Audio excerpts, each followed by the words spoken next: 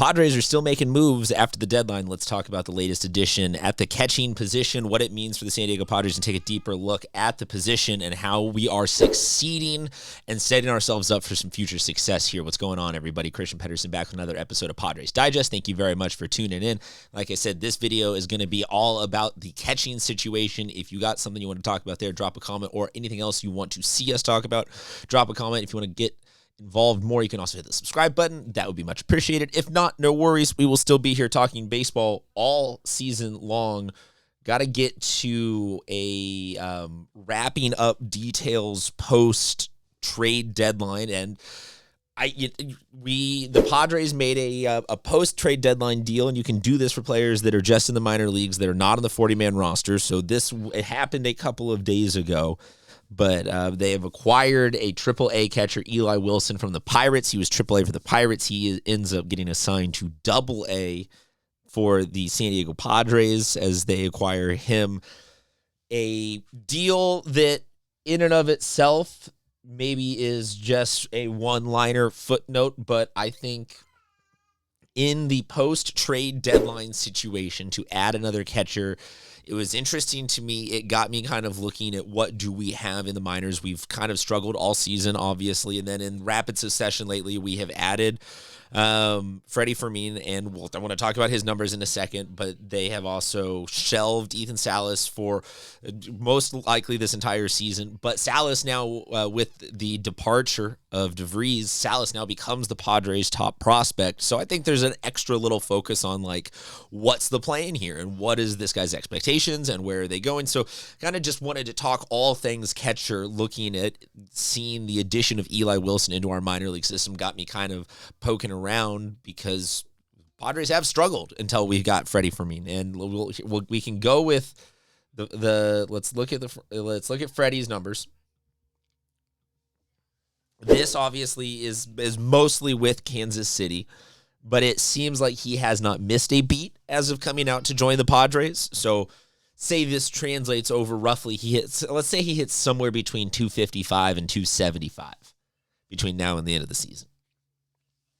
I know the Padres overall are getting great play from a lot of players, and you can't source it down to one thing, but the jump from a 200 to a 260 catcher to me feels like it could be a massive leap that like fills the gap that the Padres need to really kick it into overdrive. We're going to play the Dodgers still a couple of times this month, and so we're going to get maybe as direct of feedback, of market research, whatever you want to call it, with our greatest competition as we could possibly ask for. So we'll know in a couple of weeks. This will go from a hypothetical, it seems like they're fixed, to knowing whether or not we're fixed. But that level of a jump in production feels like more than a Band-Aid on it. It feels like a fix. And so it got me thinking and wondering, because Freddie is new to us. Let's take a look at, he's 30. He is younger in his major league service, but he is 30. So it's not like he is a 22-year-old lock him down for forever prospect. But here's the contract situation for the next couple of years as he gets into his early 30s. And I'm curious how much interest do you guys have? So this is where I'm saying drop a comment on all this. How much interest do you guys have in Freddie being the bridge quarterback to Salas? What is the quickness of that timeline? We separate out all these things into some different subcategories. Number one, go with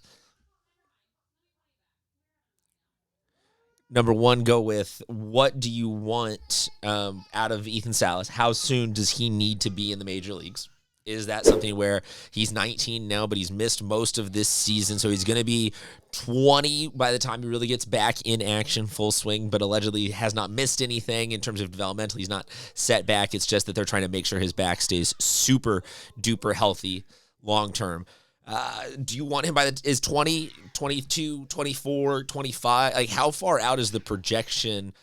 I know what the internet sources say of, like, he could be ready anywhere 26 through 28 season, but realistically, like, what are you asking Ethan Salas to be if he is our number one prospect? And I know that it's an arbitrary child because the other guy got traded ahead of him, but it's what we have to talk about as our number one.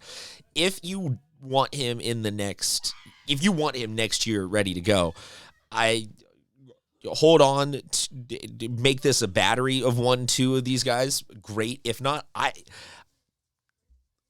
keeping Freddie around for the next couple of years feels like lock that down. And I know arbitration numbers can go up if he keeps having great seasons, but it feels like this could be a great discount bin purchase to give us 2 years to get Ethan Salas up to the majors, 2.5 seasons, 1.5 seasons.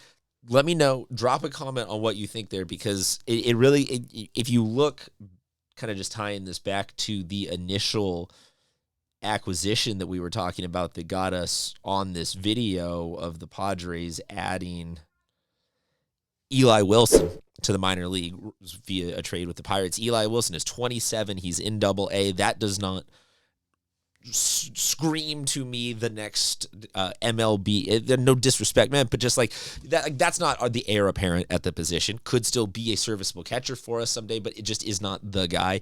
Looking at the rest of it, there have been some streaks from a couple of the guys offensively, but Campy seems to be the one who is hitting the best in the minor leagues for us, but we've seen what that translates to in the major leagues this year. So assuming that Campy is not being hedged on long term, he'll bounce back and be the next guy. You kind of have this fat gap of just like a couple of dudes. Like Diaz is in his mid to late 30s. Freddie Fermin's headed into his early 30s. Veteranish guys who, maybe you lean more heavily on Freddie as opposed to Elias Diaz, but together between the two of them, I will be curious how you think each one of them needs to perform next year in terms of battling out for who becomes maybe the heir apparent to this position or holds on to the position for a couple of years until Ethan Salas is finally brought up. I say all of this, though, after having a trade deadline where one of our untouchables was traded, so this could all be an exercise in futility, but it's what we got, at least, to talk about right now as the Padres settle into this post-trade deadline reality of who and what they are. But taking just one more look at it, you guys said drop a comment on this. You like these numbers, yes? Happy with these numbers? Like, I don't need him to go up. If he can maintain these, I don't need the power numbers. A jump from a 200 or a 203 at the position or 198 or whatever we kind of hovered at to 260 for our starter and 200 for the backup. So call it like 235 as the new batting average at the position. Still, though, that kind of jump up to me feels like orders of magnitude greater that helps kind of have that trickle down economics to unlock it. So just kind of interesting to me where we're at. It feels like this could be actually a bigger trade than I think necessarily too many of us. I don't want to say all of us, because some of you out there in the comment section are like, no, I called it and I get it. Cool, great.